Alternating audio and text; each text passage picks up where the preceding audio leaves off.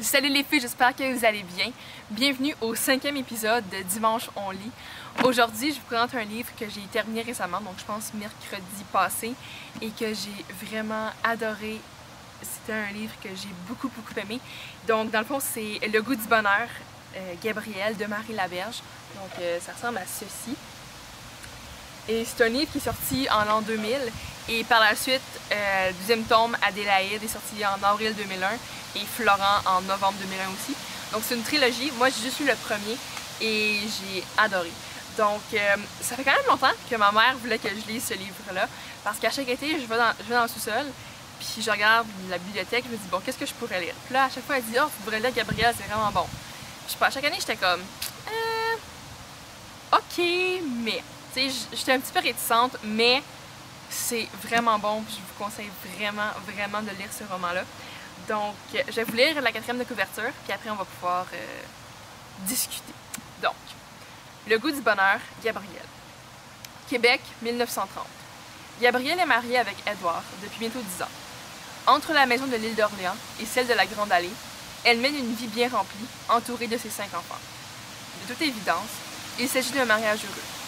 Mais cette chose qui devrait être si simple fait pourtant froncer bien des sourcils dans l'entourage de Gabrielle. Décidément, le bonheur est suspect en cette époque où notre Sainte Mère l'Église nous dit que nous ne sommes pas sur terre pour être heureux, mais pour accomplir notre devoir. L'élégante Gabrielle a bien du mal à se soumettre au code strict de la société bien sage et bien pensante. Et si c'était possible de changer le monde autrement que par la prière? Dans ce premier volet de la grande trilogie romanesque intitulée Le goût du bonheur, Marie Laberge brosse une vaste fresque du Québec de l'avant-guerre. Fidèle à sa manière, elle nous fait partager le destin de personnages si vrais qu'il semble bondir de la page. Grâce à une écriture qu'on dirait faite pour traduire les mouvements du cœur les plus subtils ou les plus inavouables, elle éclaire de l'intérieur une époque où, sous la gangue des conventions sociales et de la religion, les passions ne brûlaient pas avec moins de force qu'aujourd'hui. Donc, l'histoire commence en 1930 avec Gabrielle et Édouard, un couple marié depuis 10 ans. Et ce qui les distingue de la grande majorité des autres couples mariés, c'est qu'ils se sont mariés par amour. Donc, ils se sont rencontrés et Gabrielle a laissé tomber tous ses plans de mariage avec quelqu'un d'autre, Jules Albert, pour épouser Édouard, qu'elle aime passionnément depuis maintenant 10 ans. Et ce mariage-là ne fait pas l'unanimité dans la famille de Gabrielle. Ses sœurs, certes, aiment Édouard, mais ont encore quelque chose contre ce mariage-là parce que c'est pas un mariage traditionnel. Elle a fait affront à son père. Donc, voilà. Et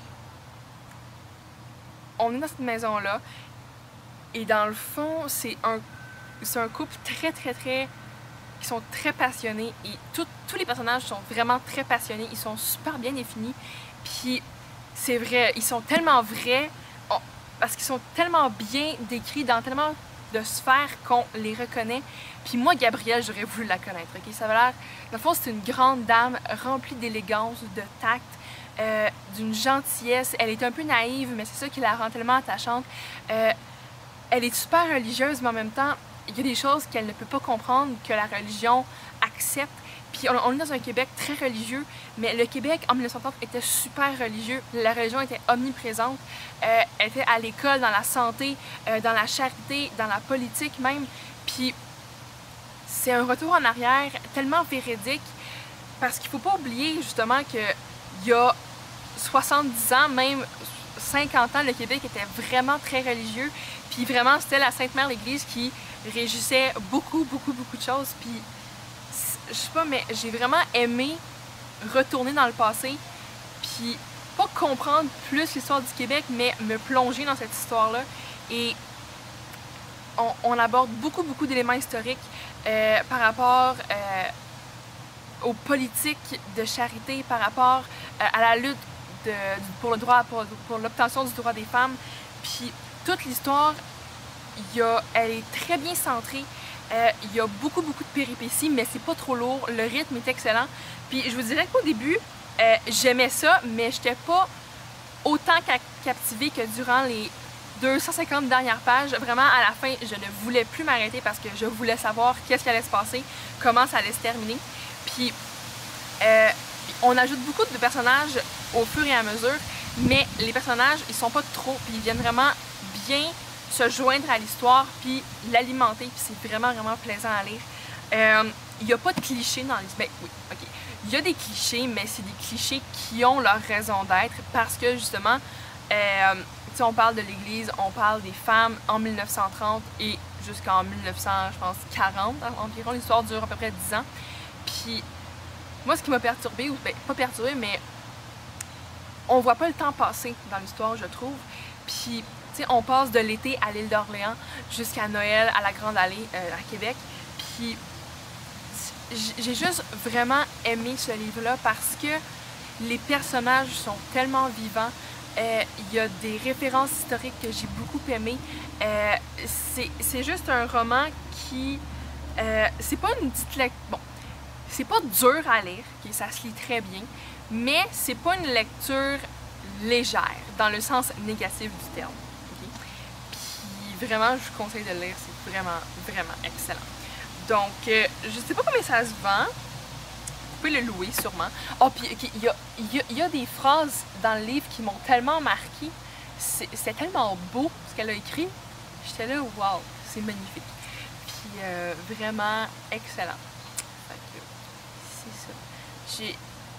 Puis justement, en 10 ans, les enfants grandissent. Parce qu'elle a 5 enfants, Gabrielle. Puis les enfants grandissent, puis c'est vraiment le fun de les voir évoluer.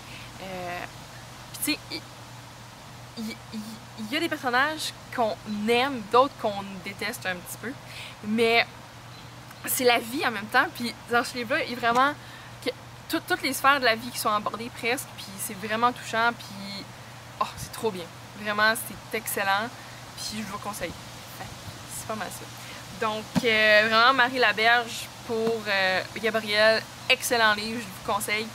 Littérature québécoise, magnifiquement bien écrite, passionnante. Voilà, c'est ça.